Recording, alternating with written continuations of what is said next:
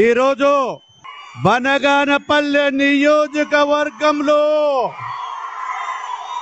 జరుగుతున్నటువంటి ప్రజాగలం యాత్రకు వచ్చినటువంటి నవ్యాంధ్రప్రదేశ్ నిర్మాత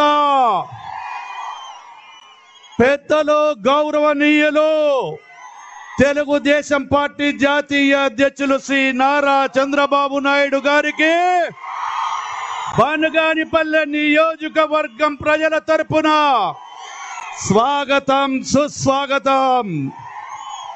ఈరోజు నా ప్రాణ సమానమైన తెలుగుదేశం పార్టీ కార్యకర్తలకు పసుపు జెండానే మా ప్రాణం, పసుపు జెండానే మా ప్రాణం, పసుపే నా ప్రాణం అని ఈరోజు వేలాదిగా తరలి వచ్చినటువంటి నా తెలుగుదేశం పార్టీ కుటుంబ సభ్యులకు, కార్యకర్తలకు,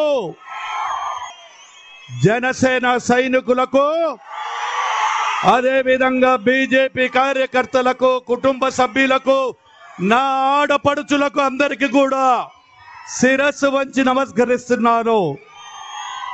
ఇప్పటికే చాలా కాలం సమయం అయిపోయింది। అదేవిధంగా వైసీపీ ప్రభుత్వం వచ్చాక ప్రజావేదికతో కూల్చివేతతో మొదలుపెట్టి ప్రభుత్వాన్ని ప్రారంభించినటువంటి ఈ యొక్క ప్రభుత్వం రివర్స్ టెండరింగ్ ద్వారా రాష్ట్ర ప్రగతిని చేసినటువంటి ఈ యొక్క ప్రభుత్వ అసమర్థటువంటి ముఖ్యమంత్రి మన స్థానిక శాసనసభ్యుడు కాటసాని రామిరెడ్డి ఈరోజు దుర్మార్గంగమైనటువంటి చర్యలకు తీసుకొని మా ప్రాణ సమానమైన కార్యకర్తలను, కుటుంబ సభ్యులను అధికారాన్ని దుర్వినియోగంతో అడ్డం పెట్టుకొని ఈరోజు ఒక ప్రజల పరిపాలన చేసే సమర్థత లేకుండా మొట్టమొదట గెలిచిన 2-3 నెలల్లోనే మన కొలిమిగుండలో ఉండేటువంటి సుబ్బారావు బీసీ నాయకుడిని హత్య చేసినటువంటి ఒక నీచుడు ఈ యొక్క కాటసాని రామిరెడ్డి। బీసీల మీద ప్రేమ చెప్పేటువంటి ఈ నాయకుడికి వల్ల బీసీలను కేవలం రాజకీయం కోసం, ఒక్కటి గుర్తింపు కోసం ఈ రోజు ఒక మనిషిని హత్య చేశారు। ఇది ఒక్కటే కాదు సార్, ఈ రోజు బనగానపల్లె జనంలో ఎస్సీ కేసులు, ఎస్టీ కేసులు, ఆత్మహత్య అటెంప్ట్ మర్డర్ కేసులు, బైండ్ ఓవర్ కేసులు, రౌడీ సీటర్లు వందలాదిగా తెరిచాడు।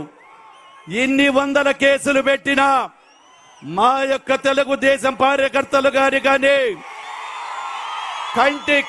కంటి రెప్ప కూడా బదరదు। రామిరెడ్డి సవాల్ అక్కడే ఉన్నావు, చూసుకో, నువ్వు ఒక్కసారి డ్రోన్ చూసుకో, ఏముందో జనం ఎట్లా ఉన్నారు।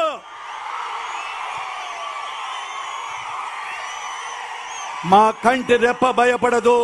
తెలుగుదేశం పార్టీ నాయకులు గాని, కార్యకర్తలు గాని తెలుగుదేశం పార్టీ కోసం ప్రాణాలు అర్పించడానికైనా సిద్ధమే గాని తెలుగుదేశం పసుపు పచ్చ జెండా వీడరని కూడా తెలియజేస్తా ఉన్నాను।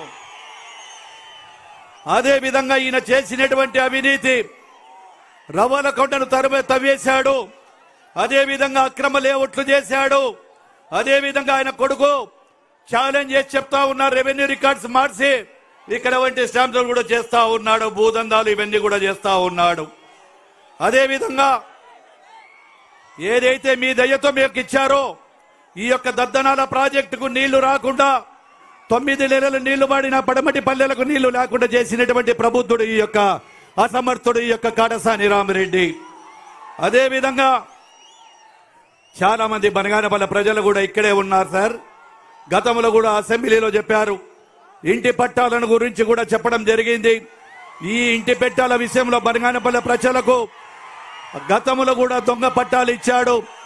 ఆ దొంగ పట్టాలు ఇచ్చి అదే విధంగా కూడా అక్కడ కూడా లేకుండా చేసి ఇప్పుడు ఏదైతే నివాస యోగ్యం కాదో అటువంటి పట్టాలన్నీ కూడా ఇచ్చి ప్రజలను మోసం చేస్తే కోర్టుకు వైపు వెళ్తే అసెంబ్లీ సాక్షిగా మీ ముందర కూడా మాట్లాడడం జరిగింది। అదే విధంగా ఈ రోజు ఆర్భాటంగా ఇక్కడ ప్రారంభించినటువంటి హాస్పిటల్, ఈ హాస్పిటల్లో ఎన్ని వసతులు ఉన్నాయో చేయండి। నాభిక వాస్తవం చేస్తే కూడా అక్కడ మిషనరీ లేదు, మిషన్లు లేవు, ఆర్భాటంగా కూడా చేయడం జరిగింది. అదేవిధంగా గత ప్రభుత్వంలో ఇచ్చినటువంటి శాదీఖానాలు కానీ ఆ శాదీఖానాలను కూడా మధ్యలోనే ఆపేయడం జరిగింది. ఇప్పుడు మళ్ళా కొత్తగా కమ్యూనిటీ హాల్ అని చెప్పి ప్రజలను మోసం చేసి మైనార్టీ సోదరులందరినీ కూడా చేస్తా ఉన్నాడు. అదేవిధంగా తమరు ఇచ్చినటువంటి అవుట్డోర్ స్టేడియంలో కూడా దాని మధ్యలోనే ఆపేసి నిలిపేసినటువంటి అసమర్థుడు ఈయన. తమరి ప్రభుత్వం ఉన్నప్పుడు మీరు నాకు సహకరించి దాదాపుగా 1800 కోట్ల రూపాయలతో ఆ రోజు మీరు ఇచ్చినటువంటి అభివృద్ధిని జీవితంలో మర్చిపోలేము. అదేవిధంగా మీరు ఏదైతే సీసీ రోడ్లు, అదేవిధంగా పొలాలకు గ్రావెల్ రోడ్లు, తర్వాత చెరువులకు పూడితీత తీసినటువంటి మీ రుణం ఈ రోజు ప్రజలందరూ కూడా గుర్తు చేసుకుంటా ఉన్నారు. ఈ రోజు దద్దనాలకు నీరిచ్చిన విషయం కానీ, అదేవిధంగా జిఎన్ఎస్ఎస్ కాలువ ద్వారా గతంలో ప్రభుత్వాలు కేవలం డబ్బుల కోసం కూడా జిఎన్ఎస్ఎస్ కాలువను తవ్వుతే తమరు పులివెందలకు నీళ్లు ఇవ్వాలి అవుకు ద్వారా అని చెప్పి ఆ జిఎన్ఎస్ఎస్ ద్వారా నీటినిచ్చినటువంటి అపర భగీరథుడు సార్ మీరు. ఎందుకంటే ప్రజలు చూశారు, ఎన్నో కొన్ని ఏళ్లుగా నిలబడిపోయినటువంటి జిఎన్ఎస్ఎస్ కాలువ, అదే కొన్ని 13 సంవత్సరాలు 20 సంవత్సరాల కింద మొదలుపెట్టినటువంటి గోర్కల్ రిజర్వాయర్ తమరు వచ్చిన తర్వాత కంప్లీట్ చేసి 13 టీఎంసీల నీళ్లను నిల్వ ఉంచి ఇచ్చినటువంటి ఘనత కూడా తమరికే దక్కుతుందని కూడా తెలియజేస్తా ఉన్నాను. అదేవిధంగా బనగానిపల్లె పట్టణంలో ఈ అసమర్థుడితో రింగ్ రోడ్డు కూడా రాకుండా చేసి తమరిస్తే రింగ్ రోడ్డు ఇచ్చారు. దానికి టెండర్లు పిలిస్తే రివర్స్ టెండర్ల ద్వారా కూడా చేసి ఈ రోజు అది కూడా రాకుండా నిలిపివేయడం జరిగింది. అదేవిధంగా సార్ రామ్కో రైతులకు భారతదేశ చరిత్రలో ఒక్కసారి అమ్మిన పొలాలకు ఎక్కడ కూడా డబ్బులు ఇవ్వలేదు. అమ్మిన 17 సంవత్సరాల తర్వాత మళ్ళీ రామ్కో సిమెంట్ రైతులకు మీరు చేసినటువంటి సహాయం జీవితంలో కూడా మేము మర్చిపోలేము. అదేవిధంగా సార్ రేపు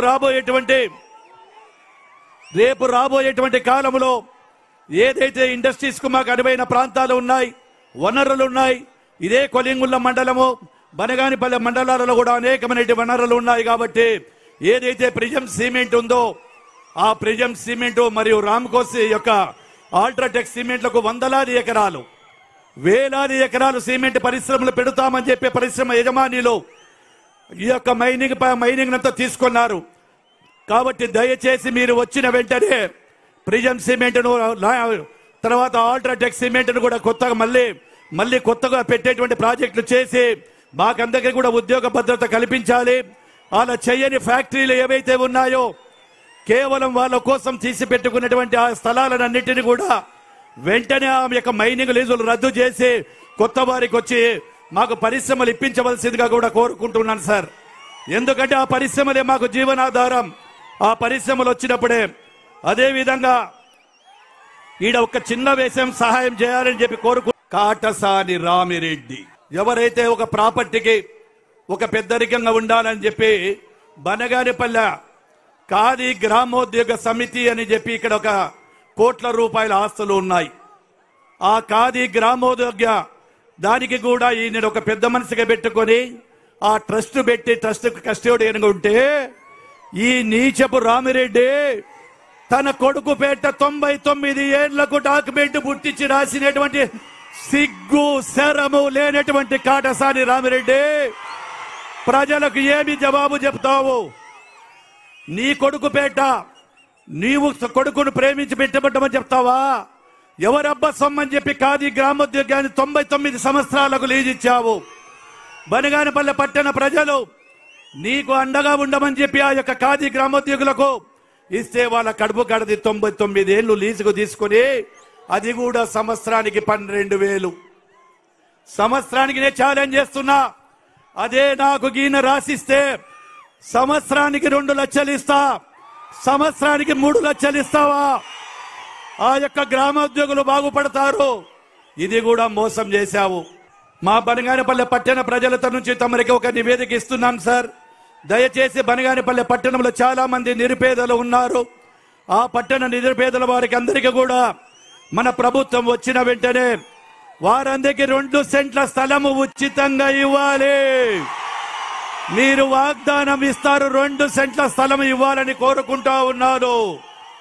అదేవిధంగా గత టీడీపీ ప్రభుత్వంలో తమరు నాపరాయి పరిశ్రమంతా కూడా దివాలా తీసి ఇబ్బందులు పడుతూ ఉంటే ఆ నాపరాయి పరిశ్రమను ఆదుకుంటే ఇప్పుడు వచ్చిన పరిశ్రమ నాపరాయి పరిశ్రమలో ఈ యొక్క ప్రభుత్వం వచ్చిన తర్వాత దాన్ని తివాలా చేసి అనేకమైనటువంటి ఇబ్బందులు గురి చేసి నాపరాయి పరిశ్రమ కూడా ఈ రోజు అధోగతి పాలయ్యింది. వారికి కూడా పాత విధానాన్ని కొనసాగించాలి. గతంలో ఇచ్చిన టీడీపీ ప్రభుత్వం ఇచ్చినటువంటి రింగ్ రోడ్డుని ఇవ్వాలి, కోయిలకుంట్లకు బైపాస్ రోడ్డుని ఇవ్వాలి, గతంలో ఇచ్చినటువంటి శాదీకాలను పునర్నిర్మించాలి, బనగానపల్లెకు ఒక ఇంజనీరింగ్ కళాశాల, ముఖ్యంగా ప్రాణ సమానమైన యువత కోసం స్కిల్ డెవలప్మెంట్ కోచ్ సెంటర్ను నిర్మించాలి. అదే విధంగా బనగానపల్లెలో పేద ముస్లిం మహిళలు అధికంగా ఉన్నారు. వారి ఆర్థిక కోసం స్వావలంబన కోసం ఉపాధి కార్యక్రమం చేపడతారని కోరుకుంటా ఉన్నాను. అదే విధంగా ఇక్కడ మోటార్ ఫీల్డ్ లో ఉండేటువంటి చాలా మంది కార్మికులు సెట్లు లేక చేస్తా ఉన్నారు. వారికి ఆటో నగర్ శాంక్షన్ చేయవలసింది కూడా కోరుకుంటా ఉన్నాను. అదే విధంగా బనగానపల్లె కోయిలకుంటలో అసంపూర్తిగా నిలిచిపోయినటువంటి శాదీకాలను కూడా ఇవ్వాలని కోరుకుంటూ నాకు ఈ అవకాశం ఇచ్చినటువంటి ఎన్నెలో చాలా సేపు ఉంది. అవకాశం ఇచ్చిన మీకు ధన్యవాదాలు తెలియజేస్తా ఉన్నాను.